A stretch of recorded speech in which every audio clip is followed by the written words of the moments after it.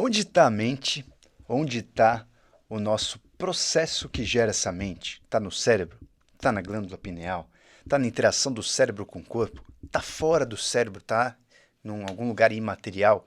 Essa é uma dúvida que não só você tem, mas muitas pessoas tiveram durante o decorrer da nossa humanidade. Nós começamos a entender esse conceito de psique na mitologia grega.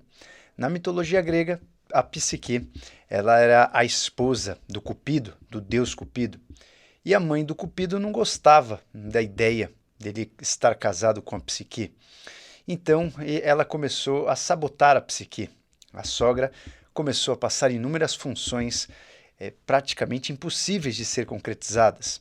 A Psique, ela decidiu encarar o desafio e ela resolveu tentar fazer todas essas missões dadas de uma forma com bastante empatia, com bastante compaixão, com felicidade, com amor, e ela conseguiu fazer todas as funções. Quando ela conseguiu cumprir as suas funções, a mãe do Cupido, ela resolveu aceitar a sua nora. Então a Psique ficou com o Cupido, feliz para sempre. Essa era uma parte da mitologia grega.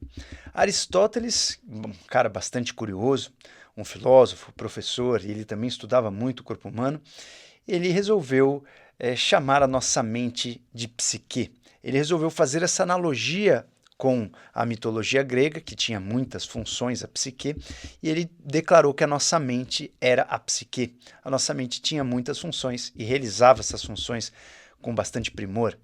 A nossa mente tem muitas funções que hoje a gente sabe, realmente Aristóteles estava certo. Mas essa palavra psique, quando ela foi traduzida para o inglês, ela foi traduzida como mente. A palavra mente vem da conceito de memória. Então, a palavra psique ficou atrelada à palavra da mente. Então, quando você fala a psique do fulano, nós entendemos realmente que a psique é a mente, e a mente está relacionada à memória. Então, a psique, esse conceito aí que veio da mitologia grega, traz o conceito da nossa mente, traz o conceito de milhares de funções. E o Aristóteles, nessa época, ele acreditava muito que a nossa mente estava fora do corpo, que era uma coisa imaterial. Então a gente tem a teoria aí do mentalismo. A mente não faz parte do corpo, ela é um conceito imaterial e é uma coisa talvez até um pouco mística que a gente não consegue palpar.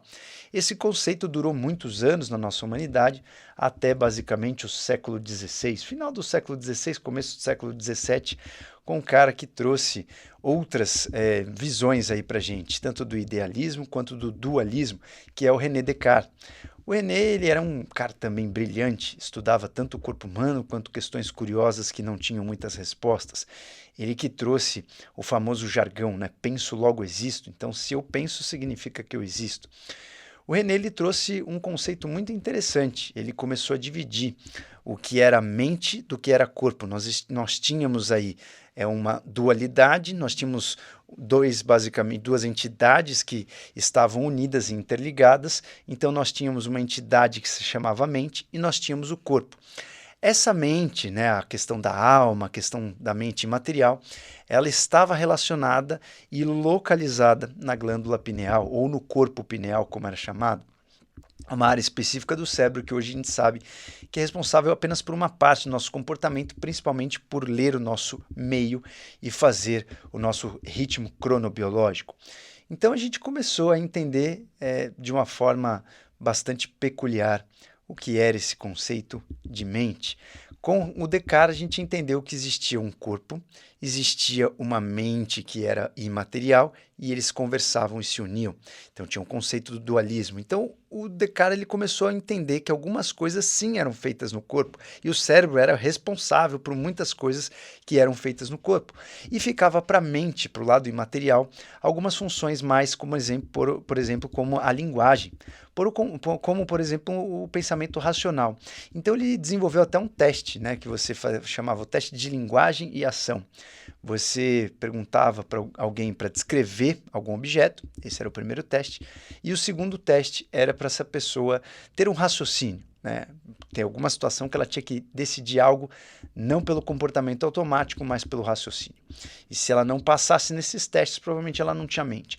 E muitas outras pessoas interpretaram depois do Descartes isso como um teste, basicamente até para saber se aquela pessoa estava mais próximo dos animais ou mais inferior, e isso também deu muito o que falar em alguns transtornos mentais. Não era provavelmente a ideia de Descartes, mas isso foi uma consequência do seu legado. Até então, quando, no século XIX, veio o gênio Charles Darwin. Charles Darwin relacionou os animais e todos os seres vivos. Todos os seres vivos eles tinham uma certa relação um com o outro, é como se a gente fosse modificando um por um de uma forma bem lenta até que a gente conseguisse chegar numa forma mais complexa. Charles Darwin trouxe essa ideia aí de uma evolução. Ele trouxe a ideia de que tudo teria um semelhante inferior mais primitivo. Não necessariamente inferior, mas talvez mais primitivo. E o Charles Darwin trouxe a ideia do materialismo. Eu posso explicar a mente, explicando o funcionamento do cérebro, explicando o funcionamento das moléculas, claro, né, dentro dos limites do que a gente sabia na época, mas a gente embalou aí depois numa fase do materialismo. Nós podemos explicar o seu comportamento, o comportamento é o conjunto de ações, de atitudes de um determinado organismo em um determinado meio ou contexto, chama-se comportamento. Então nós podemos justificar comportamentos, nós podemos justificar atitudes, justificar o raciocínio através do estudo do corpo material. Se a gente pensar quem estava mais certo nessa história, talvez todos tiveram uma bela contribuição. Aristóteles não estava totalmente errado em chamar a mente de psique. O Descartes não estava totalmente errado de entender que existe uma interligação entre mente e corpo. E o Darwin estava bastante certo ao dizer que a gente pode ler a mente com um certo materialismo. Mas até hoje a gente ainda tem algumas dúvidas na ciência de onde se encaixa a consciência. A consciência ela é única e exclusiva do seu ser. Ou a gente pode chamar a consciência de algo também imaterial, né? Quando eu falo com vocês, vocês têm uma ideia, eu não estou tocando em nada, a gente está modificando aqui algumas células que existem no telespectador e a gente tem aí um outro nível de consciência. Você tem um aprendizado, você aprende alguma coisa, você pode levar isso para a vida, você pode modificar a tua vida com um aprendizado, então não necessariamente isso é algo palpável, material. Então fica aí o questionamento, né, do que seria mente, e a gente fez um resumo muito breve de como esse conceito de mente veio se desenvolvendo durante esses anos.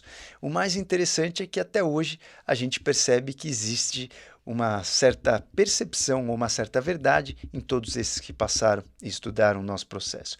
Hoje a gente sabe que a mente ela não está localizada apenas no cérebro. A mente seria a interligação realmente do cérebro com o seu corpo. A mente ela tem um prolongamento do cérebro, por exemplo, nos nervos. Você consegue entender o que está acontecendo no meio ambiente através dos processos na sua mente, muito pelos seus nervos periféricos. Então uma mente sozinha, um cérebro sozinho não faz verão, né? Você não consegue entender o mundo, você não consegue ter o desenho de um mundo, porque a gente primeiro tem as percepções, a gente entende o que está acontecendo no mundo e depois a gente faz a memória e depois a gente puxa essa memória e recria imagens. Então a mente ela não consegue ser localizada apenas no cérebro. Uma mente precisa de um cérebro, precisa de um corpo, precisa de nervos, precisa de percepção, precisa de sentidos. Então a gente não pode concluir que a mente está localizada apenas no cérebro. Então, todos eles estavam certos e provavelmente a gente deve aí continuar estudando esses processos da mente, da nossa cognição, para entender de uma vez por todas, provavelmente não sei se a gente vai chegar nesse conhecimento final, mas que a gente quer entender de uma vez por todas como unificar todas essas teorias. Hoje sabemos muito sobre o nosso comportamento, sabemos muito onde localiza-se cada parte de cada molécula que pode desencadear comportamentos específicos, mas ainda temos muitas dúvidas e muitas coisas a serem descobertas, né? Como o próprio Isaac Newton falou, pouco antes dele morrer, que as pessoas viam ele como algo que nem ele conseguia descrever, mas que ele se via como uma criança que brincava na praia, quando ficava muito feliz ao achar uma concha um pouco mais bela, um pouco mais ornamental, um pouco mais bonita, mas que quando ele percebia, tinha à frente dele um mar de conhecimentos para ser descoberto.